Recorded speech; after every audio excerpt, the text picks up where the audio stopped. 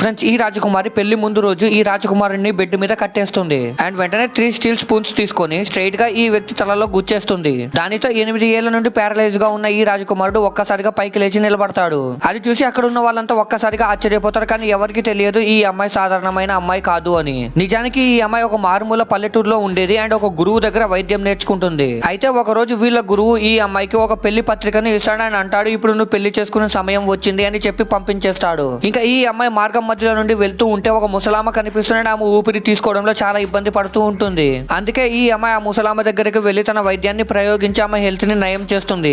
దాని వల్ల ఈ ముసలామ చాలా అంటే చాలా ఆనందపడుతున్నాడు. ఈ అమ్మాయిని తనతో పాటు ఇంటికి వెళ్ళడానికి ఇన్వైట్ చేస్తుంది. కానీ ఈ అమ్మాయి నేను వెళ్ళాలి అంటూ ఒక తాబీజ్ ని ఈ ముసలామకి ఇచ్చి ఇది గనక మీతో ఉంటే మీరు ఎప్పుడు అనారోగ్యానికి గురి అవ్వరు అంటుంది. ఇంకా ఈ అమ్మాయి అక్కడ నుండి వెళ్తూ ఉంటే ఈ ముసలామ ఆపి నీ పేరు ఏంటి అని అడుగుతుంది. ఇంకా ఈ అమ్మాయి నా పేరు లీసా అని చెప్తుంది అండ్ రేపు నా పెళ్లి ఉంది అని చెప్తుంది. అది విని ఈ ముసలామ ముఖంలో నవ్వు చెరిగిపోతుంది. ఎందుకో చూసే ముందు మీకు ఈ డబ్బుల కంటే మీ అమ్మ ప్రేమ గొప్పదని భావిస్తే వీడియోని లైక్ చేసి ఛానల్ ని సబ్స్క్రైబ్ చేసుకొని కమెంట్ లో లవ్ యూ మా అని టైప్ చేయండి. చివరికి ఈ ముసలామ ఈ అమ్మాయిని తన ఇంటి కోడలు చేసుకోవాలి అనుకుంటుంది.